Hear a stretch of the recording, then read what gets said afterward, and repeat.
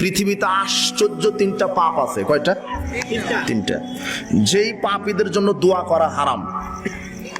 পৃথিবীতে আশ্চর্য তিনটা পাপ, তার মধ্যে দুইটা পাপ হলো জীবিত মানুষের উপরে, আর একটা পাপ হলো মরা মানুষের উপরে। মরা মানুষের কি পাপ? যদি শিরক করে কেউ মারা যায় তাহলে তার জন্য দোয়া করা হারাম। মুশরিকের জন্য দোয়া চাওয়া কি? আল্লাহ বলছেন মা কানা লিন নাবিয়্যি ওয়াল্লাযিনা আমানু আয়াস্তাগফিরু লিল মুশরিকিন। কোন মুমিন নারী পুরুষের জন্য, কোন নবীর জন্য উচিত নয় মুশরিকদের জন্য দোয়া করা। সূরা তাওবার 113 আয়াত। আল্লাহ সুবহানাহু ওয়া তাআলা নিজে হারাম করে দিলেন মুশরিকের জন্য দোয়া করা কি? কবর পূজা, মাজার পূজা, খানকা পূজা, পীর পূজা, উসিলা পূজা, যারা তাবিজ ঝুলায়, যারা বিভিন্ন শিরক করে, খাম্বা পূজা করে, মানুষের তৈরি করা কোনো দিবসকে মূল্যায়ন করে, এরা হলো মুশরিক। যাদের আকীদা যে পীরের সুপারিশ ছাড়া জান্নাত নাই, যাদের আকীদা আল্লাহকেও সেজদা দেওয়া যায়, পীরকে মাজারকেও সেজদা দেওয়া যায়, যাদের আকীদা আল্লাহ শুধু একাই সন্তান দিতে পারে না, পীর সাহেবও সন্তান দিতে পারে, যাদের আকীদা আল্লাহ শুধু একাই রুজি রুটি বারাকা দিতে পারে না, পীর সাহেবও বরকত দিতে পারে, যাদের আকীদা যে পীর সাহেবও সুপারিশ করে জান্নাত দিবে, এরা হলো মুশরিক। এদের ঈমান নেই, এদের জন্য দোয়া হারাম। আর দুই শ্রেণী কে জানো? তোমার বাপ আছে এর মধ্যে। কে আছে? আর দুই শ্রেণীর মধ্যে আছে একটা হলো হারামখোর। বলেন তো কে? হারামখোরের জন্য দোয়া করা হারাম।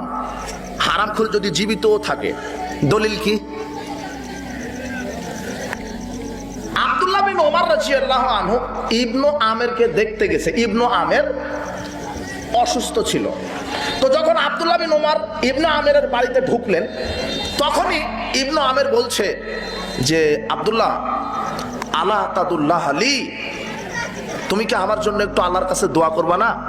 আমি অসুস্থ, দোয়া করো আল্লাহ যেন আমার অসুস্থতা সুস্থতা দান করে, আল্লাহ যেন আমাকে ক্ষমা করে, আল্লাহ যেন আমার উপর বারাকা নাজিল করে, আল্লাহ যেন আমার উপর রহম নাজিল করে, এভাবে তুমি একটু দোয়া করো। তখন আব্দুল্লাহ বিন ওমর কি বলছে জানেন?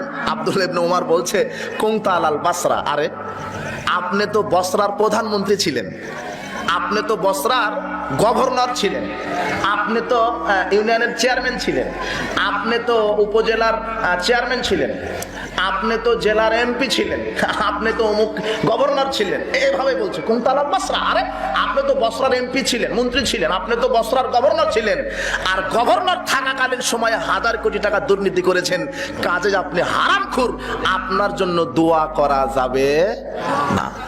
দলিল কোথায় আছে? মুসলিম খুলো। এই যুবক, তুমি বাড়িতে গিয়ে মুসলিম খুলবা, তোমার হুজুরকে বলবা যে আমি তো পড়তে জানি না, আপনি একটু পড়ে দেখেন তো। এভাবেই লেখা আছে মুসলিম 423 নম্বর হাদিস। তার মানে সুদখোর, ঘুষখোর, চোর, ডাকাত, মদখোর, দুর্নীতিবাজ, এদের জন্য দোয়া করা কি?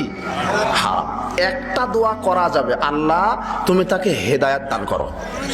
এছাড়া এই হারামখোরকে বলা যাবে না যে আল্লাহ তার উপর রহম নাজিল করো, তাকে সুস্থতা দান করো, তাকে ক্ষমা করো। এইভাবে দোয়া করা কি যাবে না, হারাম। কার উপরে? হারামখোরের উপরে। দ্বিতীয় শ্রেণী কারা? ওই যে তোমার বোন, এই যুবক, তোমার বোন ল্যাংটা হয়ে রাস্তা দিয়ে হাঁটে, ল্যাংটা হয়ে রাস্তা দিয়ে হাঁটে। রাসূল সাল্লাল্লাহু আলাইহি ওয়াসাল্লাম অভিশাপ করেছেন, রাসূল সাল্লাল্লাহু আলাইহি ওয়াসাল্লাম নিজে বলেছেন ল্যাংটা উলঙ্গ নারী রাস্তাতে দেখলে কোনো দোয়া নয়, সরাসরি বলবো আল্লাহ তার উপরে লানত বর্ষণ করো, গজব বর্ষণ করো।